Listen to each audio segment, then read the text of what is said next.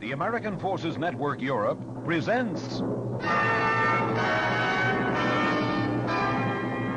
Countdown 25. A silver replay of the best of AFN's 25 years on the air.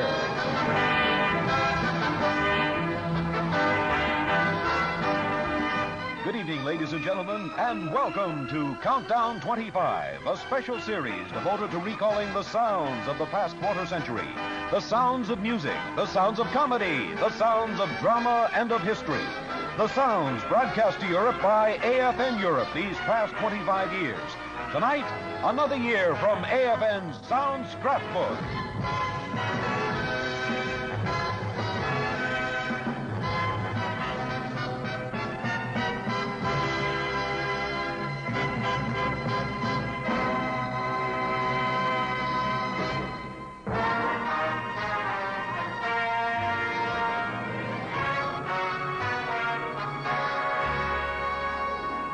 This evening, we recall the year that began for AFN on the 4th of July in 1951.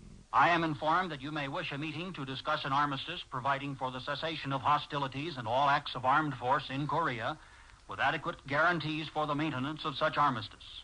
Upon the receipt of word from you that such a meeting is desired, I shall be prepared to name my representative. I would also, at that time, suggest a date at which he could meet with your representative. I propose that such a meeting could take place aboard a Danish hospital ship in Wonsan Harbor. The voice of United Nations Korea Commander General Matthew B. Ridgway broadcast over the American Forces Network as AFN entered its 9th year of broadcasting. The answer came from the Communists a few days later. It, too, was broadcast on AFN. General Ridgway, we have received your reply dated July 3rd. We agree to send 3 liaison officers to Kaiteng as you propose. We will prepare for the preliminary conference in the Kaiteng area. If you agree to set a date of July 8th. Signed, General Jin Riteng, Commander-in-Chief of the North Korean Forces and North Korean Prime Minister, and General Peng De-Huai, Commander of the Chinese Volunteer Units in Korea. The war was far from over, but on July 10th, 1951, truce talks began, and peace was one step closer to reality. Dear one, the world is waiting for the sunrise. Every road is covered with dew, and while the world is waiting for the sunrise, my heart is calling you. One might read into the lyrics of this 1951 hit by Les Paul and Mary Ford. They seem to symbolize the mood that had gripped Americans as the end of the Korea conflict appeared to be, at least, on the horizon.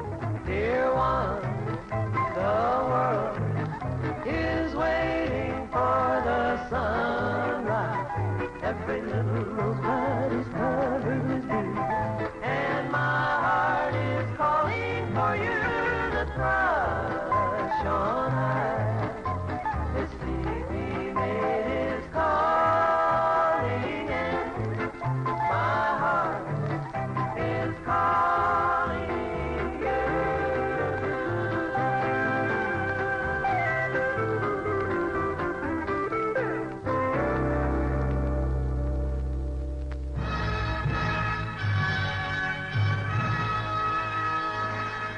1951 saw the Broadway opening of another great musical by Richard Rodgers and Oscar Hammerstein, The King and I.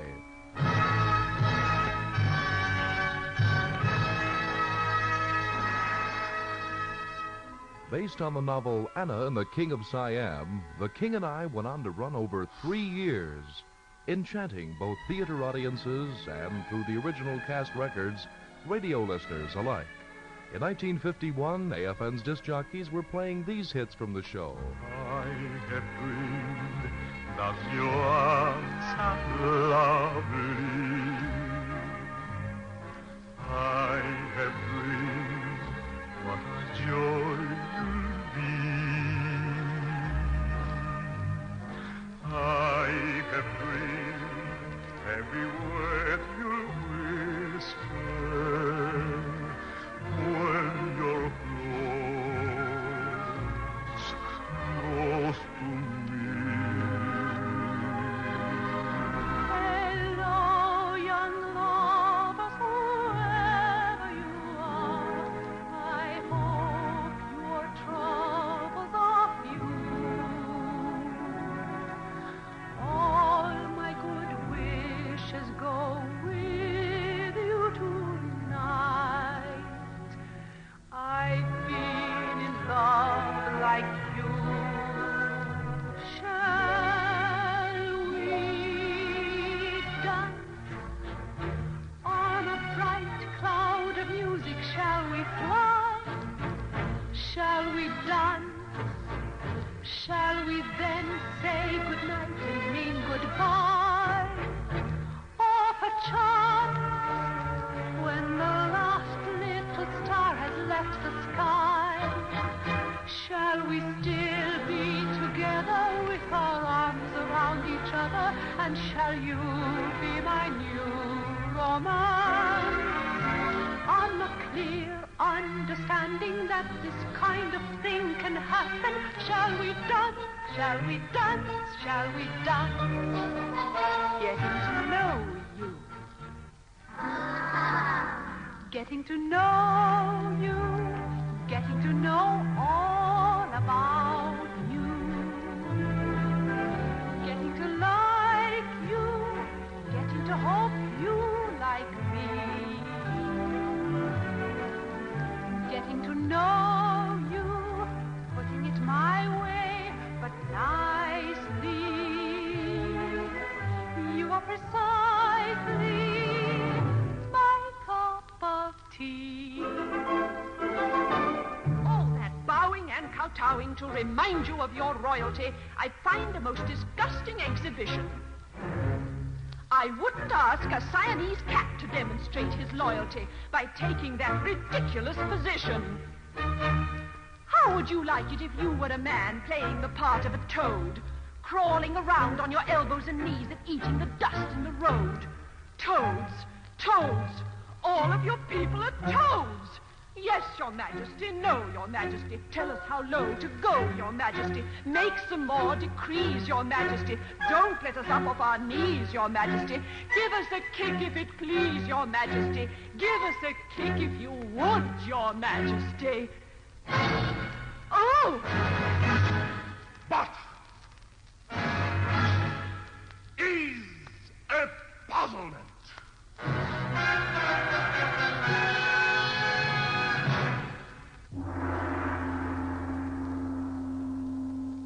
In the summer of 1951, the Stars and Stripes reported that AFN had grown from its debut in London as a comparatively puny whisper from 5 transmitters to a full-throated radio network with a devoted following all across the continent, as well as in England, Scandinavia, and Africa.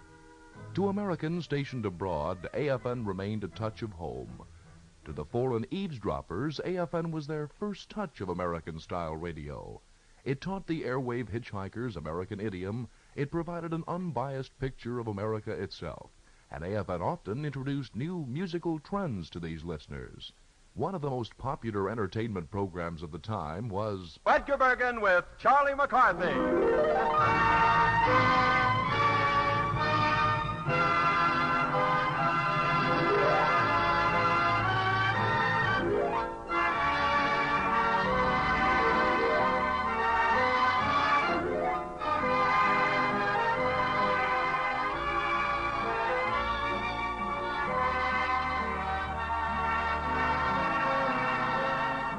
It's Sunday night and time again for Edgar Bergen with Charlie McCarthy.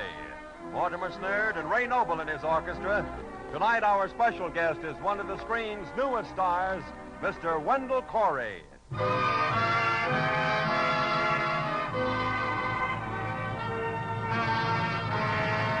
And now, Edgar Bergen with Charlie McCarthy.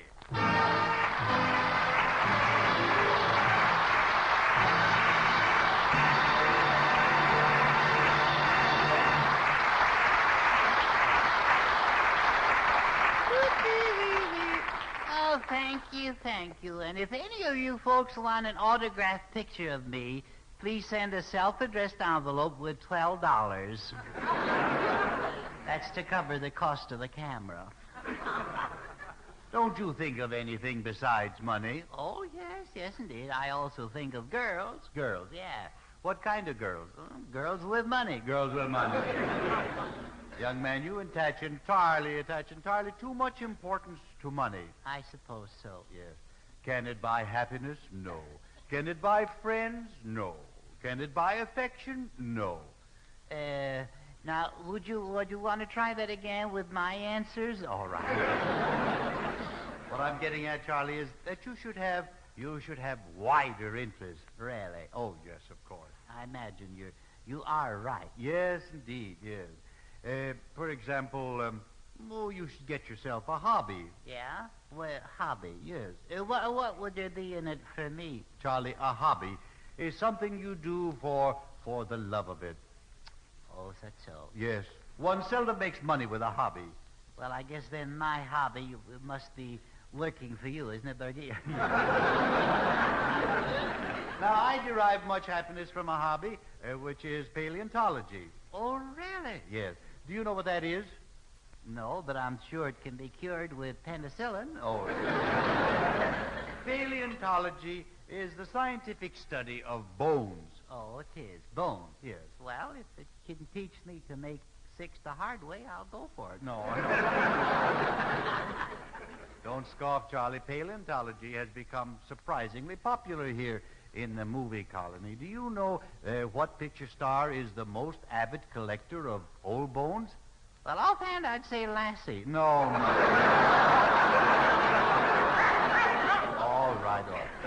No, it's my good friend Wendell Corey. You know, he started me on my collection, and I'm very proud of it. For instance, this bone. This bone is of a Brontosaurus sexcellus. Oh, really? Yes. Oh, no. Yes. Of course, there are some people who don't know a Brontosaurus from a Stegosaurus. Oh, heavens to Betsy. Yes. Let's have nothing to do with them. No. The ignorant louts. Yes. Now, these animals lived about the same time as our first ancestors, the Neanderthal man. Yeah? They used to drag each other around by the hair. Yeah.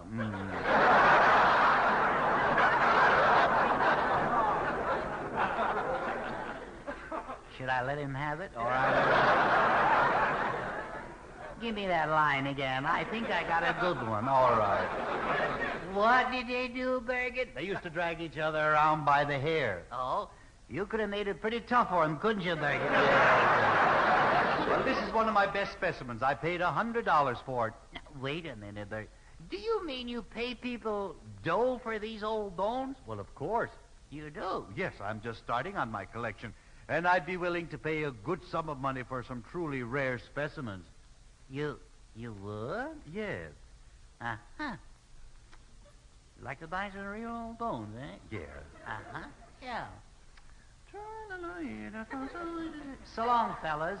Where are you going, Charlie? I got a phone call to make, Bergie. All right. Oh, the hip bone's connected to the thigh bone. Oh, the thigh bone's connected to the bank book. Oh, no. So Bergen's buying bones, is he? Hello, Joe's barbecue pit? Send me over one rib with the meat off.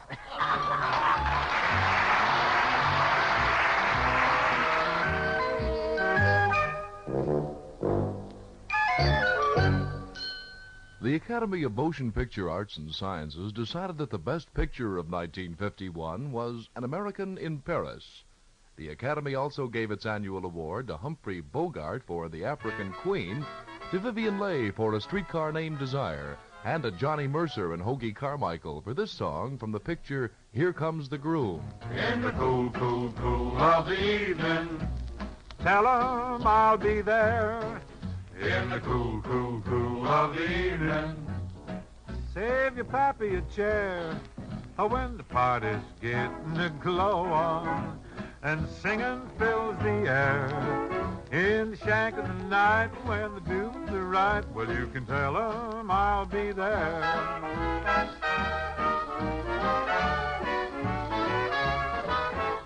I like a barbecue. I like to boil a ham. And I vote for bouillabaisse stew. What's that?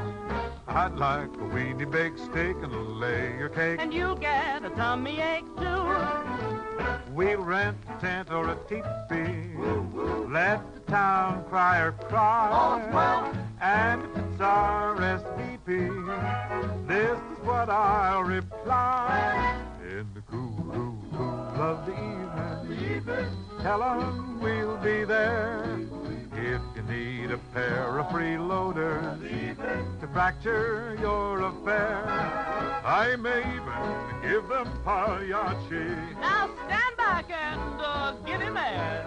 Everyone can relax and we'll have a few yaks, and you can tell 'em we'll be there. We said the bumblebee, let's have a jubilee. When said the prairie hen soon? Sure, said the dinosaur. Where, said the grizzly bear, under the light of the moon. How about your brother jackass? Everyone gaily cried. Are you coming to the fracas? Ain't gonna blow it. And over his specs decide. In the cool, cool, cool Of the evening, tell 'em I'll be there. In the cool, cool, cool Of the evening, slick 'em on my hair. If perchance we look a bit peaked, remember, sail again. If we're still on our feet and there's something to eat, well, you can tell 'em we'll be there.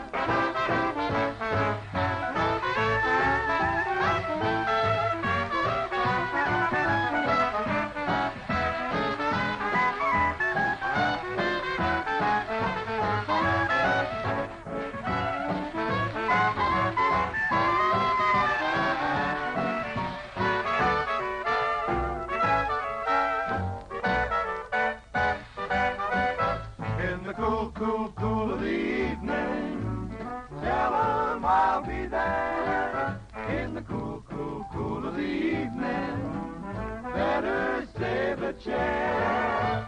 when the party's getting a glow on and singing fills the air. If there's gas in my hack and my laundry is back, If there's room for one more and you need me, why, sure. If you need a new face or a tenor or bass, If I can climb out of bed and put a head on my head, well, you can tell them we'll be there.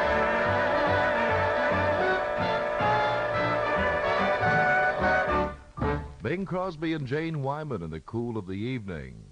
30% of a typical AFN broadcast day in 1951 was filled with shows from the States, and much of the other 70% was filled with music recorded in the States.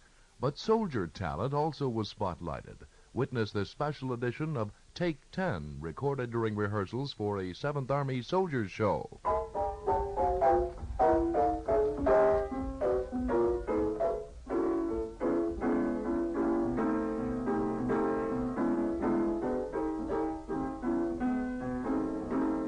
Well, hi, Al. Come on in.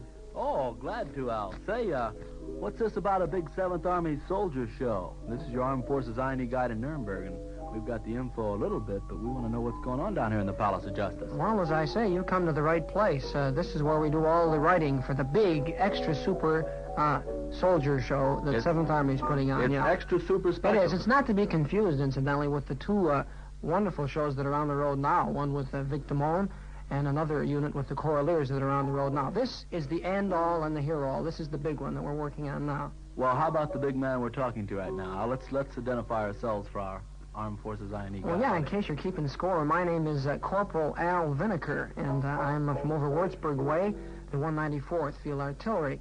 And I'm here along with about 30 or 40 million other wonderful artists who are trying to forge this big soldier show for 7th Army into something really spectacular. You know? Okay, Al, how about this gentleman there to your side, the man wearing the private first-class stripe with the 28th Division patch, we believe. Let's find out who Yeah, it is. he's a lyricist. Good-looking lad. Step in, Joe, and talk. will you? Oh, yeah. How are Fine. What's the name there for our audience? PFC Quentin Johannes. They Quentin? call me Joe for sure. They call you Joe. It was very odd. We meet him, and he says it's Quentin Johannes. Then all of a sudden, some fella says, "Hey, Joe," who looks around but Quentin. Quentin, you're writing the words then with Peter Fuchs, the other gentleman. That's right. We're collaborating on the original music of the show. How many songs have you people written so far? Well, in connection with the show, we've done over a dozen, I should imagine, and many more besides. Had you been writing words for songs before you came into the Army? Not prior to coming into the Army, no. Well, I got to doing this when I met Pete. What was your professional background then before entering these? I am an insurance broker. Great. How about the man that's standing here beside you? Ever seen this fellow before? Oh, yeah, very talented. This is... How you doing, Al? Well, let's ask him himself. This is Private First Class Peter Fuchs, right? Yes, that's right. And 28th Division again? Yes. I used to be with headquarters and which G2. Group? With 28th Division. Yes. Very wonderful section, if I may interrupt. Tell me, do you ever do anything like Shakespeare, like To Be or Not to Be or something like that? Well, that's odd that you should mention to be or not to be. It just so happens that at this very moment, Pete's sitting down at the piano again. We have a number which is called, correct me if I'm wrong, To Be or Not to Be. And it goes something like this. Well, you men get situated there. Words and music by a couple of grand soldiers. To be or not to be in love, I'm asking. Are you the one I'm looking for? To be or not to be, you're old, old faithful. Are you the one that I'd adore? They say that I'm a Romeo, a tragic lover true. 'Cause every time you steal a kiss, my heart is stolen too. To be or not to be, I found the answer. Our love was destined from the start. So once again, I'm leading with my heart. Take it out.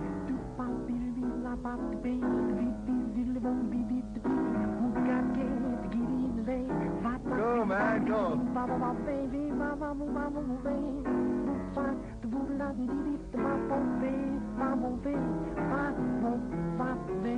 They say that I'm a Romeo, tragic lover true. 'Cause every time I steal a kiss, my heart is stolen too. To be or not to be, I found the answer. Our love was destined from the start. So once again I'm leading with, once again I'm leading with, once again I'm leading with my heart. My heart. How about that, hey, To Be or Not to Be with a grand group of men? You know, you've been listening to an interview here with Private Peter Fuchs and Private First Class Quentin Johannes. But for now, we see our Armed Forces I&E Guide time is up for tonight. You've been taking 10 with Corporal Al Vinegar in our Nuremberg studios through our facilities, that is, at the Palace of Justice. Watch for it. It'll be coming your way. The big 7th Army Soldier Show. Goodbye now.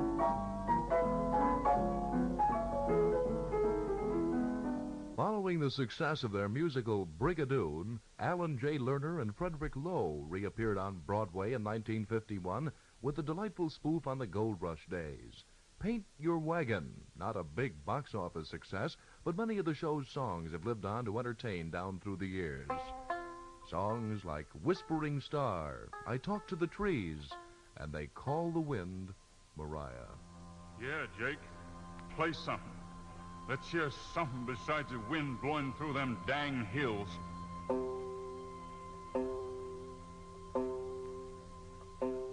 Away out here they got a name for rain and wind and fire. The rain is Tess, the fire's Joe, and they call the wind Mariah. Mariah blows the stars around and sends the clouds a-flying. Mariah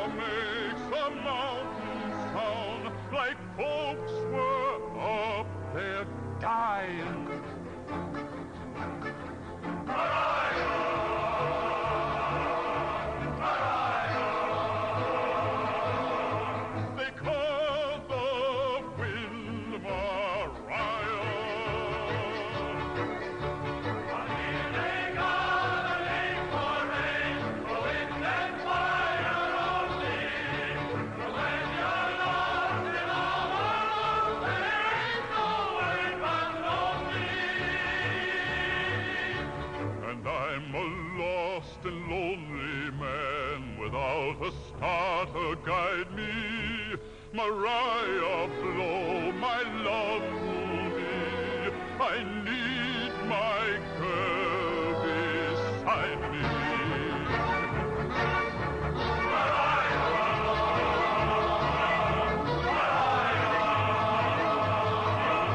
Because the wind, Mariah.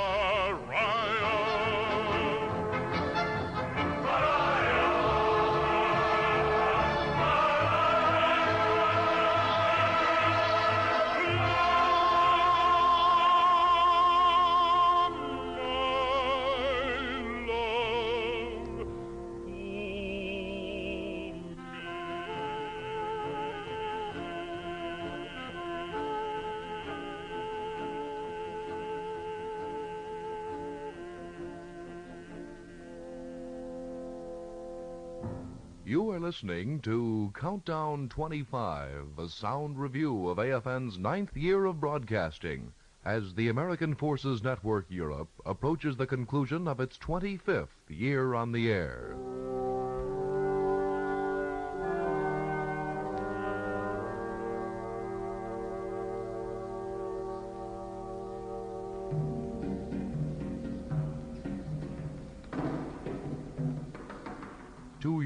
Before the fighting ended in Korea, AFN News reported that the truce talks were continuing unabated. But correspondents could report little progress in the autumn of 1951. The voice of UN negotiator Admiral Turner Joy. We are proceeding in good faith, prepared to do our part to bring about an honorable armistice under terms that are satisfactory to the United Nations Command. UN Commander General Matthew Ridgway had a similar report.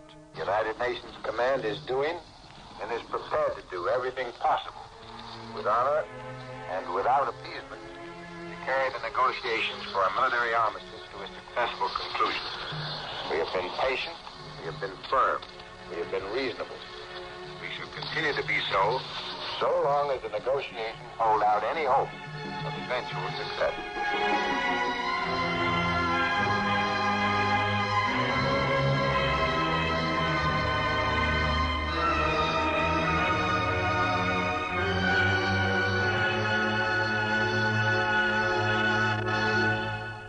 On September 8th in 1951, AFN newsmen reported that the U.S. and 48 other nations had signed a formal Japanese peace treaty in San Francisco. And on October 19th, war between the United States and Germany formally ended. Autumn also brought the annual World Series fever, and then, as now, AFN rebroadcast the climactic games directly from the States. 1951's pennant race brought one of the most exciting moments in sports, to say nothing of radio. It came in the final moments of the National League playoff game between the Giants and the Dodgers. The Dodgers were winning 4-2 when the Giants' Bobby Thompson stepped up to bat. Russ Hodges was doing the play-by-play. 1 out, last of the ninth. Blanca pitches. Bobby Thompson takes a strike call on the inside corner. Bobby hitting at .292.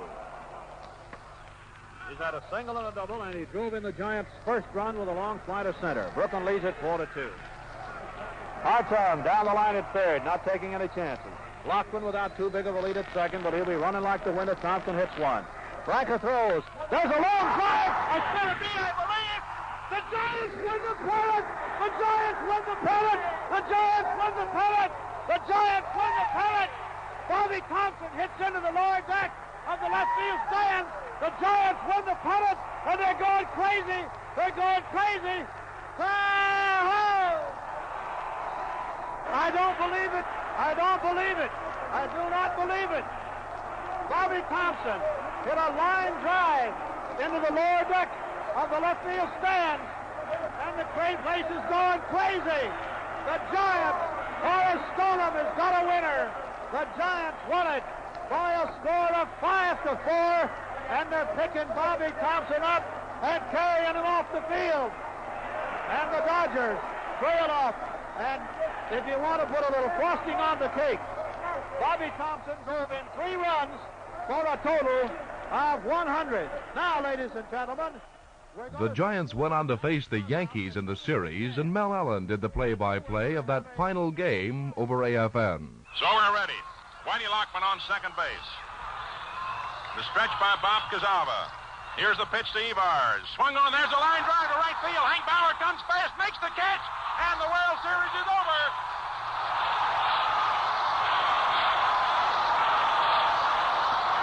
A line drive to right field. It looks like it's going to be a base hit on the first pitch. And Hank Bauer raced in and made a sliding on the knees catch for the final out. And it came very nearly to being the tying base hit of this ball game. Sal Evars hit it right on the nose. Hank Bauer raced in and went skidding on his knees as he caught that ball for the final out of the World Series. And the Yankees are champions again for the 14th time in 18 tries. The winter of 1951 will long be remembered.